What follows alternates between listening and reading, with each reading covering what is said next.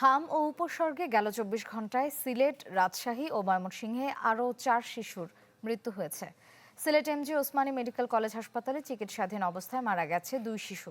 দুজনেরই বয়স ১ বছরের নিচে। এ নিয়ে সিলেট বিভাগে মৃতের সংখ্যা দাঁড়িয়েছে ১৮ জনে। এদিকে রাজশাহী মেডিকেল কলেজ হাসপাতালে মারা গেছে ১ শিশু। তবে উপসর্গ নিয়ে হাসপাতালে ভর্তি রোগীর সংখ্যা তুলনামূলক কমেছে।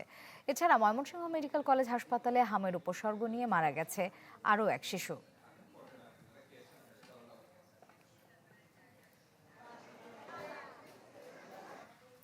হাম প্রসঙ্গে আরো খবর জানাতে রাজধানীর মহাখালীর ডিএনসিসির হাসপাতাল থেকে আমাদের সাথে যুক্ত হচ্ছেন সহকর্মী ইমতিয়াজ মাহমুদ। যাচ্ছি তার কাছে। ইমতিয়াজ, টিকাদান কর্মসূচিও গেল, চিকিৎসা সুবিধাও বাড়ানো হলো, এখন কি পরিস্থিতি হামের?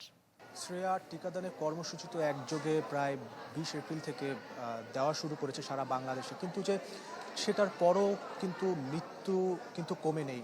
আমরা যেটি ভাবছিলাম যে গত এক সপ্তাহ ধরে মৃত্যুর হার যতটুকু কম দেখেছি, সেটা কিন্তু গত দিনের যে ২৪ ঘন্টার রিপোর্ট সেটি কিন্তু একটি বড় ধাক্কা দিয়ে আমাদের চিন্তাই ফেলে দিয়েছে, এক কথায় বলা যায়।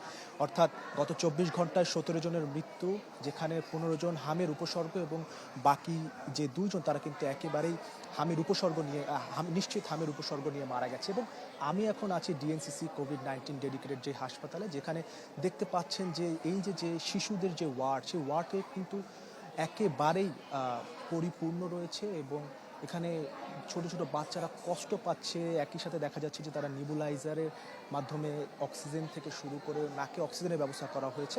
এবং এখানে যারা রয়েছে তাদের সাথে আমরা কথা বলেছি, তারা একটি কথা বলছে যে তারা ঢাকারও অনেকেই না, তারা তাদের গ্রামে বা আঞ্চলিক যে সকল জায়গায় ছিল সেখানে সুচিকিৎসা না পেয়ে তারা কিন্তু ঢাকায় এসেছে, এবং ঢাকায় এসেই যে হাসপাতালে ভর্তি হতে পেরেছে তাও না। তারা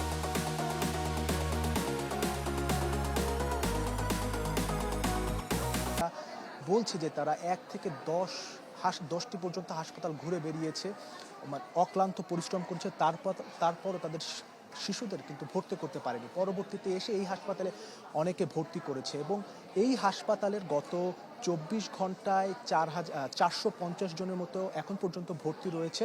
এবং গত ২০ এপ্রিল আমরা যেটি দেখেছি, সেখানে মৃত্যুর সংখ্যা ছিল ৮ জন, সেটি কিন্তু এখন বেড়ে দাঁড়িয়েছে ২০ জন। অর্থাৎ সারা দেশে টিকা কর্মসূচি চলছে, সেটি কিন্তু বিশেষজ্ঞরা বলছে তার ফল পেতে এখনো ১ মাসের মতো সময় লাগবে। শ্রেয়া। ইমতিয়াজ, দর্শক, হাম পরিস্থিতির খবর জানতে সরাসরি যুক্ত ছিলাম রাজধানীর মহাখালীতে ডিএনসিসি হাসপাতালে।